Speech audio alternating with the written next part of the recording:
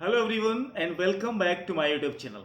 And in this video I am going to continue the chapter of class 10th Geography Manufacturing Industries.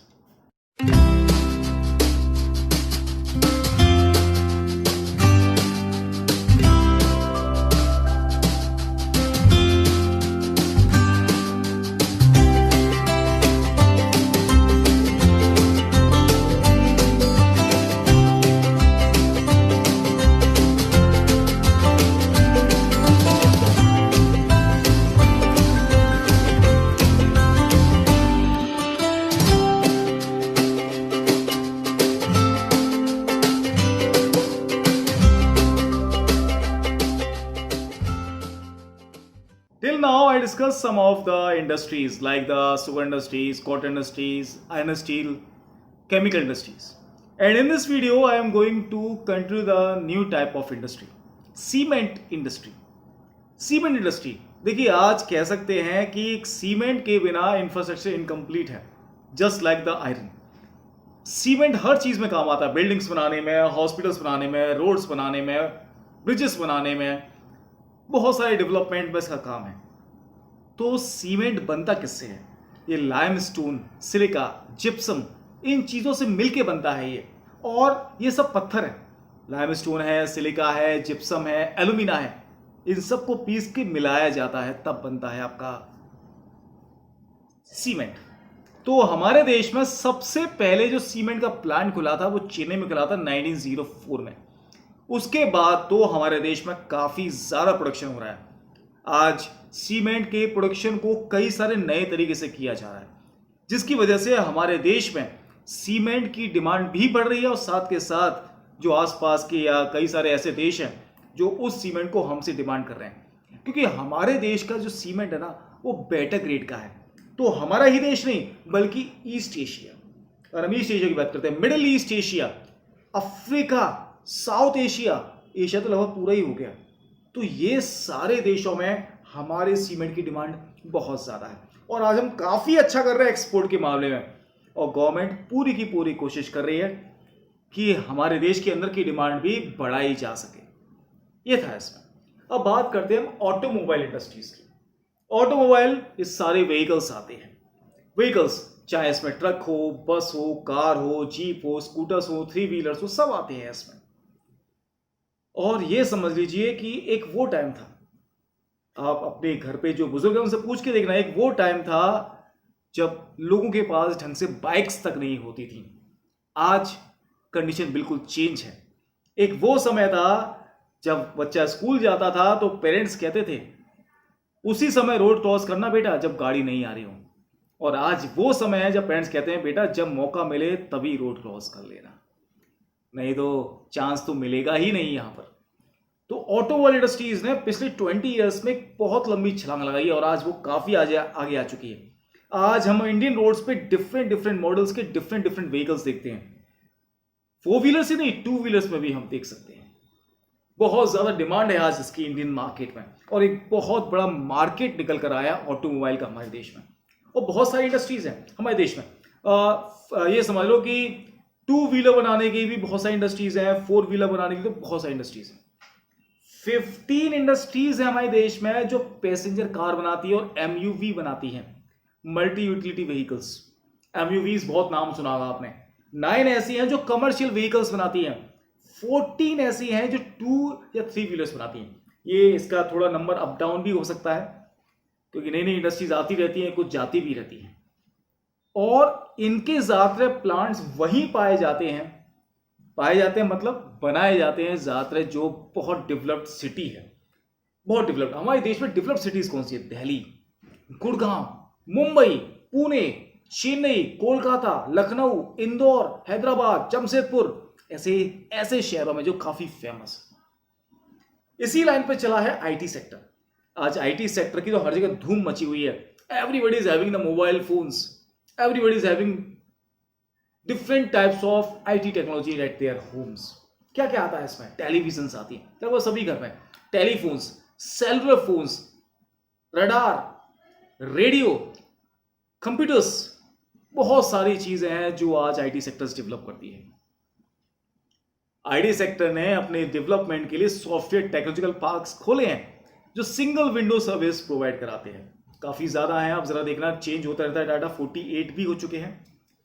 अब इसके बाद ये job opportunities बढ़ाने की कोशिश कर रहा है और कोशिश करी जा रही है कि वुमेन को ज्यादा जॉब दी जा सके इस आईटी सेक्टर्स में। हमारे देश में बहुत सारी कंपनीज अपने बीपीओज भी खोलती है, बिजनेस प्रोसेसिंग आउटसोर्सिंग। अपने बिजनेस को बढ़ाने के लिए बीपीओज भी खोले जाते हैं, क्योंकि हमारे यहाँ पर जो इंग्लिश स्पीकिंग यूथ है वो बहुत ही अच्छा है। लेकिन आईटी सेक्टर का डेवलपमेंट टिका हुआ है दो चीजों पर। अब जरा सोच के देखिए, अगर आपके पास एक मोबाइल फोन है तो आप क्या चाहेंगे? आप नया फोन तभी लेना चाहेंगे जब कोई नया अपग्रेडेशन आएगा, नया सॉफ्टवेयर या हार्डवेयर आएगा। बस अगर समय समय पर आईटी सेक्टर ने चेंज करती रहती है तो डेवलपमेंट होता ही रहता है इस इंडस्ट्री का। तो ये थी हमारी तमाम इंडस्ट्रीज। अब इस इंडस्ट्रीज से होने वाले नुकसान को पढ़ लेते हैं। पॉल्यूशंस बचपन से पढ़ते आ रहे हैं, एयर पॉल्यूशन, वाटर पॉल्यूशन। चलिए आज उनका एक छोटा सा रिकैप कर लेते हैं। Air pollution, as we all know, कि हवा में वो गैसेस का पाया जाना जो नहीं होनी चाहिए थी, जैसे कार्बन मोनोऑक्साइड, सल्फर डाइऑक्साइड, ये एसिड रेंज तक करा देती है। तो एयर पॉल्यूशन केवल मतलब गैस से ही नहीं होता है, बल्कि साथ के साथ एयरबोर्न पार्टिकल्स भी होते हैं, डस्ट वगैरह भी होता है, वो सब मिलाकर भी एयर पॉल्यूशन होता है। एयर पॉल्यूशन वो कंपनी फैलाती है जिसकी चिमनी में से धुआं निकलता है। मेरा तो सीधा सीधा कहना यही है। जैसे कि भट्टे जो होते हैं ईंट वाले, और इसके साथ साथ बहुत सारी है, जैसे कि टैनरिंग वाली होती हैं, स्मेल्टिंग प्लांट्स होते हैं जहां पे मिनरल्स को नए रूप दिए जाते हैं, रिफाइनरीज हैं, बहुत सारी चीजें ऐसी हैं जो एयर पॉल्यूशन फैलाती हैं। और एयर पॉल्यूशन की वजह से बहुत खतरनाक कंडीशंस बन जाती हैं। और कई बार तो कई सारी इंडस्ट्रीज ऐसी हैं जो गैस प्रोड्यूस करती है, उनकी गैस लीक तक हो जाती है। जैसे आपने भोपाल गैस ट्रेजेडी के बारे में सुना होगा, उसका असर आज तक है। और इसका पॉल्यूशन का असर हर किसी पर पड़ता है, not only on the men's but on plants and animals also. अब इसके बाद हम बात करते हैं नेक्स्ट टॉपिक की, जो है वाटर पॉल्यूशन। वाटर पॉल्यूशन हम सब जानते हैं कि जब पानी को हम दूषित करते हैं, ये इंडस्ट्रीज सारे गंदे पानी को जो अपना यूज करती है वो सब सीधे ड्रेन कर देती है रिवर्स में, उसे ट्रीट भी नहीं किया जाता है, जिस वजह से वो वाटर बॉडीज पॉल्यूट हो रही हैं और उसमें रहने वाले जीव मारे जा रहे हैं। आपके बुक में सारी इंडस्ट्रीज के नेम लिखे हुए हैं। इसके बाद आता है हमारा थर्मल पॉल्यूशन। थर्मल पॉल्यूशन में क्या होता है कि इसमें हम पानी को गर्म करके बिजली बना रहे हैं। अब इसका असर क्या है? इसकी वजह से जो पानी गर्म हो रहा है ना, उससे विदाउट कूलिंग हम सीधे नदी में ड्रेन कर देते हैं। तो सोचिए क्या असर पड़ता होगा, क्या असर पड़ता होगा वहां के जीवों पर उसका। इसके साथ साथ न्यूक्लियर पावर प्लांट्स के बारे में आपने सुना, वहां पे न्यूक्लियर को यूज करके पानी को उबाला जाता है एक तरीके से। वेपन इंडस्ट्रीज के बारे में सुना होगा आपने। ये इंडस्ट्रीज इतना पॉल्यूशन कराती हैं कि जिससे बर्थ डिफेक्ट्स तक होते हैं, जन्म से बच्चे अपंग हो जाते हैं, बहुत सारे मिसगैरेजेस हो जाते हैं, सोया और कैंसर तक बीमारी हो जाती है। और छोड़िए इस न्यूक्लियर पावर प्लांट्स। अब ये सारे अपने वेस्ट को जमीन पर फेंक देते हैं। जमीन तो खराब हो ही गई, लेकिन जरा सोचिए वो जमीन पर पड़ा हुआ जो केमिकल है या बहुत पॉइजनस चीज है, जब बारिश पड़ती है वो बारिश के पानी में मिल जाती है, और वो बारिश का पानी जब जमीन के अंदर जाता है, it contaminate the underground water. तभी तो कहते हैं कि आज अंडरग्राउंड वाटर भी सेफ नहीं है हम लोगों के लिए। तभी तो हमने लोगों अपने घरों पे आरओज लगा रखे हैं। तो ये था हमारा thermal pollution. Noise pollution. Noise pollution एक ऐसा पॉल्यूशन है जिससे कोई नहीं चाहता, स्ट्रेस बढ़ता है दिमाग में। हियरिंग इम्पावरमेंट, सुनने की क्षमता भी कम हो जाती है, हार्ट बीट्स बढ़ जाती है, बीपी बढ़ जाता है, साइकोलॉजिकल इफेक्ट्स हो जाते हैं। और आप जानते हैं हर वो चीज जो अनवांटेड साउंड देती है वो सब की सब नॉइस पॉल्यूशन करती है। सोचिए जरा वो ड्रिलिंग मशीन की आवाज, वो पत्थर को काटने वाले मशीन की आवाज कितनी तेज होती है वो। तो ये था हमारा नॉइस पॉल्यूशन। अब इनसे बच कैसे सकते हैं? चलिए लास्ट टॉपिक है इसमें कि हम पॉल्यूशन को कंट्रोल में कैसे कर सकते हैं। तो जैसे कि हम सब जानते हैं कि 1 लीटर पानी भी दूषित पानी की शुद्धता को, साफ पानी की शुद्धता को 8 गुना तक खराब कर देता है, 8 टाइम्स तक। तो एक तरीका यह है, अगर हमें अपने इस जीवन को बचाना है, क्योंकि जीवन का आधार ही पानी है यहां पर, तो इसका मतलब हमें कई सारे स्टेप्स लेने पड़ेंगे।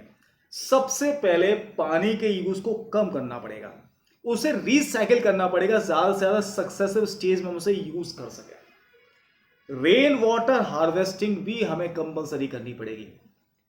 गर्म पानी को नदियों में छोड़ने से पहले उन्हें साफ किया जाए, ठंडा किया जाए। इसे करने के 3 प्रोसेस आपकी बुक में दिए गए हैं, primary, secondary and tertiary. Primary में एक थोड़ा अलग प्रोसेस होता है जिसमें आपकी स्क्रीनिंग होती है, ग्राइंडिंग होती है, फ्लक्चुएशन और सेडिमेंटेशन होता है। इस प्रोसेस के बाद अगर पानी निकाला जाए तो साफ हो जाता है। सेकेंडरी सेक्टर एक बायोलॉजिकल सेक्टर है और टर्शरी जो है उसमें तीनों ही सेक्टर आ जाते हैं। इसमें आपका बायोलॉजिकल है, केमिकल भी और फिजिकल प्रोसेस भी है। केमिकल मतलब वही दवाइयाँ वगैरह डालकर, फिजिकल प्रोसेस जो हम कई सारे स्टेप्स में कर सकते हैं उसे। ये तो हो गया पानी को बचाने का। इसके साथ हम बात करते हैं अब एयर पॉल्यूशन की। हर वो इंडस्ट्रीज जो पॉल्यूशन करती है उसे कंपलसरी कर दिया जाए कि वो अपने यहाँ पर एयर फिल्टर्स का यूज करेगी। एयर फिल्टर्स की अगर नहीं है तो आप स्क्रबर्स लगाइए, कॉटन क्लोथ्स लगाइए, कुछ भी लगाइए जिससे कम से कम डस्ट पार्टिकल्स तो हवा में ना जा सकें। ये है, इस तरीके से हम एयर पॉल्यूशन को कंट्रोल कर सकते हैं। और साथ के साथ बहुत सारी इंडस्ट्रीज ऐसी हैं जो पानी का बहुत यूज करती हैं, तो उनके लिए भी एक लिमिट बना दिया है कि इससे ज़्यादा पानी का भी यूज नहीं करेंगे। अब बात करते हैं नॉइस पॉल्यूशन की।